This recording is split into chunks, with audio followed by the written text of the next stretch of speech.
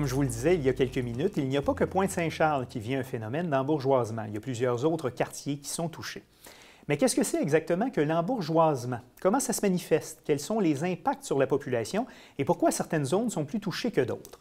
Alors, c'est le thème de notre dossier Actualité de la semaine, préparé par Florence Breton. Bonjour, Florence. Bonjour.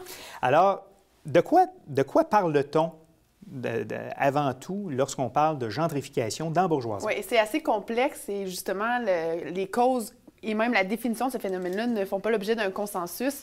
Mais de manière générale, on parle d'un changement dans la population d'un secteur. Donc, souvent, d'un secteur qui est défavorisé et donc une population plus aisée qui vient remplacer cette population-là. Et justement, on utilise le terme embourgeoisement parce qu'on parle d'une population dite bourgeoise, donc plus aisée, qui vient évincer finalement une population moins favorisée. Puis pour ce qui est des causes, on parle souvent d'une hausse du coût des loyers, des valeurs mobilières, des taxes foncières, aussi l'arrivée de nouveaux commerces spécialisés. On parle aussi d'amélioration physique des quartiers.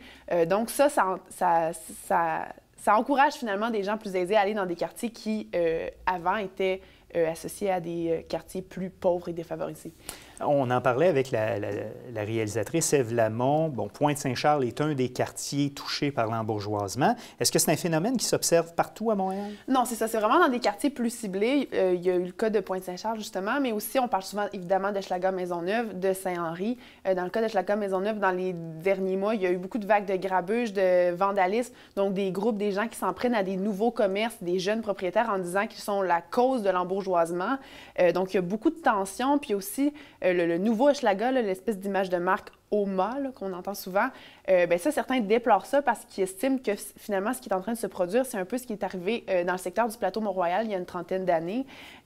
Puis donc, les gens déplorent ce phénomène-là en disant que finalement, ça entraîne des conséquences négatives pour des gens moins fortunés à cause des choix d'une population qui est plus aisée. Donc finalement, c'est vu comme quelque chose de vraiment négatif. Puis justement, quand on parle d'une population qui se déplace d'un secteur à l'autre, bien la première chose à laquelle on pense, c'est le logement. Certains quittent au profit de d'autres, mais donc il y a une arrivée massive de nouveaux résidents qui souvent deviennent propriétaires. Donc ça fait en sorte que des locataires sont évincés. Il y a le phénomène de copropriété qu'on voit beaucoup. Donc pour certains, c'est la seule façon de devenir propriétaire. Donc moins de logements locatifs et donc plus de propriétés. Et donc justement, il y a aussi la création de beaucoup de nouveaux condos. Mais là, les gens sont comme... C'est un peu paradoxal parce que dans des secteurs défavorisés, on veut plus de logement social, de logements alloués. Donc ça fait qu'il y a une hausse des loyers parce que l'offre ne s'ajuste pas assez rapidement à la demande et finalement, ça ne représente plus le quartier initial. Évidemment, pour les plus démunis, c'est pas une situation qui est facile, mais est-ce qu'il y a aussi de bons côtés à l'embourgeoisement d'un quartier? Oui, bien c'est ça. Quand on parle d'embourgeoisement, de gentrification, c'est vraiment associé à un phénomène, c'est vraiment vu comme étant péjoratif, mais il y a entre autres l'Institut économique de Montréal qui s'est prononcé à ce sujet-là récemment en disant « Non, mais attendez, il y a du positif là-dedans, même pour les gens moins fortunés. » Ils disent notamment que ça permet de mélanger les horizons, donc les riches et les pauvres. Ils disent notamment que les enfants ont accès à une plus grande diversité et que ça va leur permettre de grimper dans l'échelle socio-économique. Et donc, il y a aussi le fait que certains produits de base deviendraient moins chers avec l'arrivée d'épiceries, de nouvelles épiceries, nouveaux commerces. On parle aussi du fait que ça crée une main-d'œuvre locale avec les nouveaux commerces. Donc, pour eux, il y a du positif, mais évidemment, l'IEDM ne nie pas qu'il y a des effets négatifs, que certaines mesures devraient être entreprises pour un peu contrer ces effets négatifs-là parce que, on le voit, il y a beaucoup de tensions.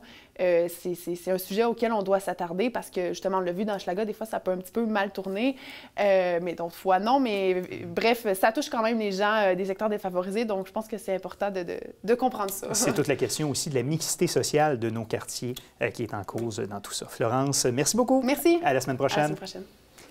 Évidemment, l'embourgeoisement n'est pas unique à Montréal. Le même phénomène se vit un peu partout dans les grandes villes du monde. Mais il se décline parfois de façon bien différente. C'est le sujet de notre segment Vu d'ailleurs d'aujourd'hui, préparé par Jérémy Heinzmann. La gentrification de certains quartiers de Montréal n'est pas un phénomène unique. Ailleurs dans le monde, d'autres quartiers de grandes villes ont subi une transformation similaire. À New York, l'embourgeoisement de l'arrondissement de Brooklyn, qui compte aujourd'hui plus de 2 millions d'habitants, reste un phénomène marquant. Traditionnellement habité par des classes ouvrières, le quartier a vu de nouvelles populations, parmi lesquelles des artistes, s'y installer depuis la fin des années 1990. Un phénomène illustré dans le film Brooklyn Village d'Ira Sachs, sorti en août dernier. À New York toujours, le quartier de Harlem, ghetto historique des Afro-Américains, américain se remplit aujourd'hui de centres commerciaux et de clubs branchés grâce à la campagne de la ville et des agences immobilières pour rendre le lieu attrayant.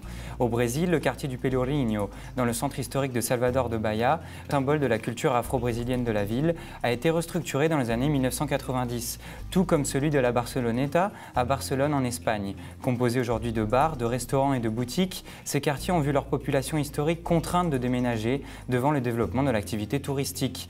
Le phénomène de gentrification soulève également des mouvements de contestation. C'est le cas à Berlin où le squat du 94 Riegerstrasse est ardemment défendu par des militants protestant contre l'embourgeoisement du quartier de Friedrichshain. À San Francisco, où l'explosion de la high-tech a favorisé la gentrification d'une ville autrefois sanctuaire des sans-papiers, des manifestants dénoncent l'augmentation des loyers de la zone, devenue la plus chère des États-Unis.